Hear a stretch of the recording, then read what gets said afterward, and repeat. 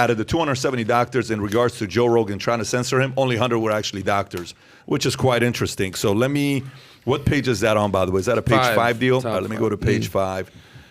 Following the release of a viral Joe Rogan Experience podcast episode featuring guest Dr. Robert Malone, a letter from more than 270 doctors describing Rogan as a, by the way, this is a post-millennial story, describing Rogan as a menace to public health was sent to Spotify during urging the company censor the podcast star. It's since been revealed, though, that a large portion of those doctors are not practicing medical doctors.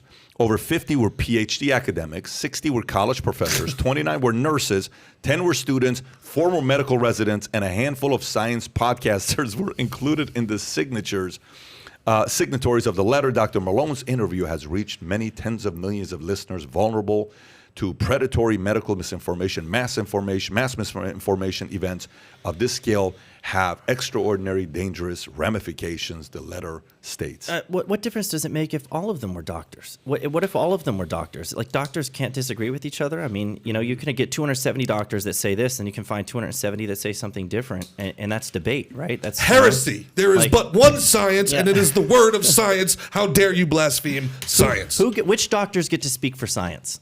Who decides which doctors get to speak for science? Anthony Fauci. He is the science. He is science, right? I am the science.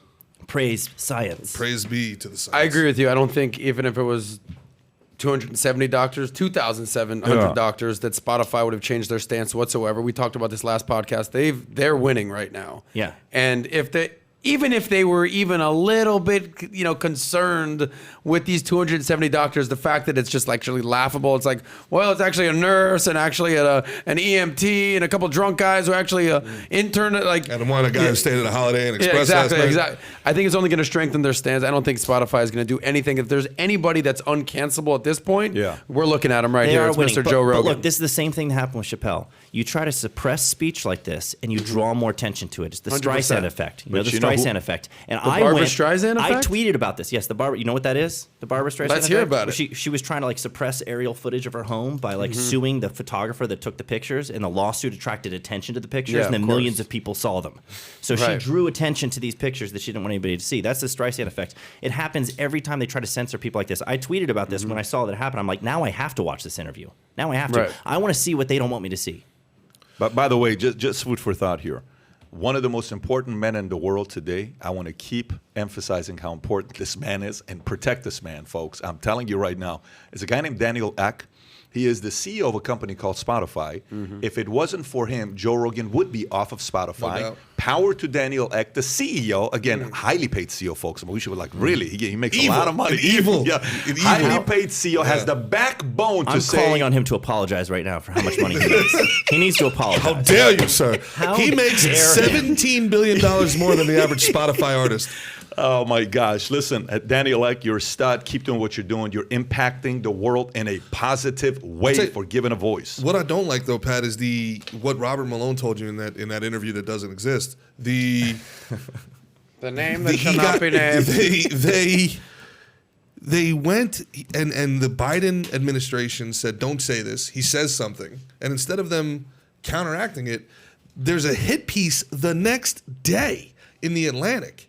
And then social media, LinkedIn and Twitter, use that hit piece as an excuse to take him down as fake news. Right. So there's very, very clear causality, causation, the whole whatever. But there's a very clear chain of events here. And it's like, man, they've got a whole hit squad infrastructure on how to justify taking you down. There's a literal plan in place, a censorship plan in place that's coming from the people that we have in charge of protecting us. There's also a market response. Devastating. You got Rumble hosted his interview after YouTube took it down, right? Didn't they? They actually took that down, I think, right? Getter, I think that's Rumble is hosted. Rumble's like an alternative to YouTube that's like a free speech alternative, and the views on that are going crazy, and people are flocking to Rumble. So there's a market response to this too, where people are getting fed up with YouTube and everybody telling them what they can and can't see. Like, let us decide for ourselves. Let us take in information from both sides and decide for ourselves. Like, trust us to do that. I got a call with the Rumble CEO this week. They reached out.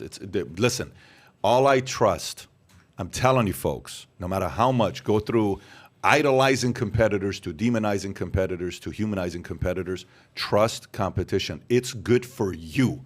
I'm telling you, competition is good for all of us. So if you enjoyed this little short segment from the podcast that we did, here's another short segment to watch. Or if you want to see the entire podcast, click over here. Take care, everybody. Bye-bye.